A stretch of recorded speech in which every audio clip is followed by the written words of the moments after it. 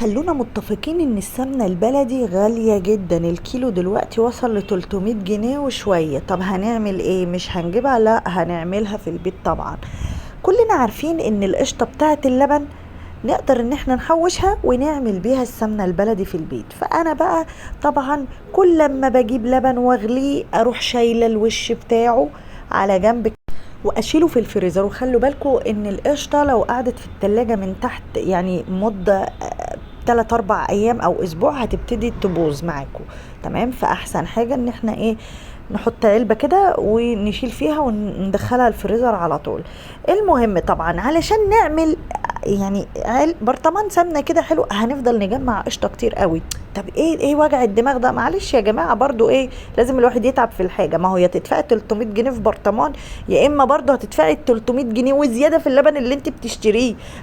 بس احنا كده كده بنشتري اللبن عشان نشربه، فاحنا كده ما خسرناش حاجه. فاخد القشطه بقى بتاعته عشان استخدمها في حاجه تانية. المهم وعكيت بقى نفسي فيها ورحت ايه حطها في الخلاط زي ما انتوا شايفين كده.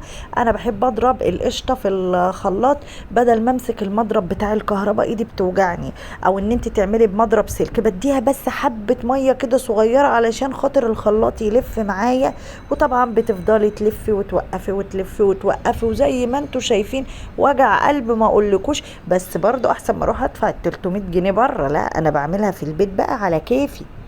وبصراحة بتطلع جميلة وريحتها حلوة بالظبط. تمام، هنا بقى في المرحلة دي هنا ممكن تاخدي منها جزء تشيليه في الفريزر اكنها كريمة لباني. تحفة يا جماعة. يعني برضو ممكن تستعملي منها حاجات كتير جدا. برضو علبة الكريمة اللباني بقى سعرها اوفر بصراحة، ما اعرفش فيه ايه. اهي بصوا تقدروا تاخدوا منها شوية وتشيلوها في الفريزر، كريمة لباني اصلي يعني. العموم بقى كملت ضرب فيها بقى، وفضلت بقى اضرب اضرب اضرب. بصوا بقى بوريكم بقى المنظر الداخلي من جوه عامل ازاي، لحد ما طبعا طلع عيني بقى وزهقت. بصوا خلاص بقى اتعملت بقى، رحت حطاها على النار.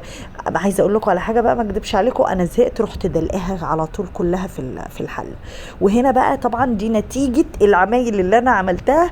المواعين بقت بالكوم في الحوض، معرفش ايه السبب حتى، يعني في حاجات غريبه. انا معرفش استعملتها ليه يعني، بس مش مهم، المهم النتيجه تطلع حلوه.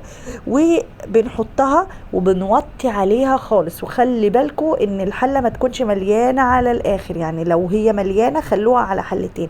دي بقى المرته طبعا بوريها لكم لسه ما استوتش، ولسه هي على النار بتاخد وقت وبنتابعها.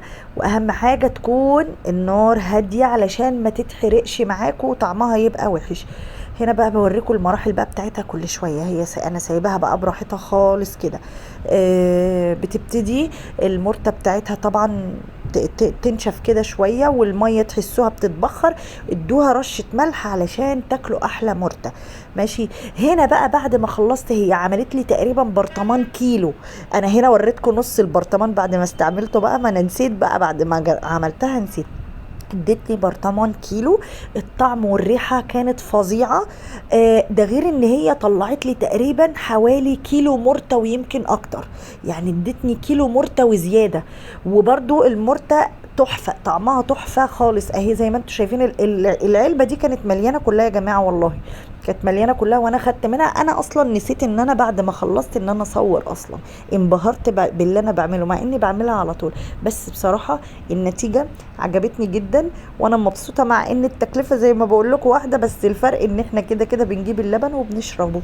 باي باي، اشوفكم في اختراع جديد.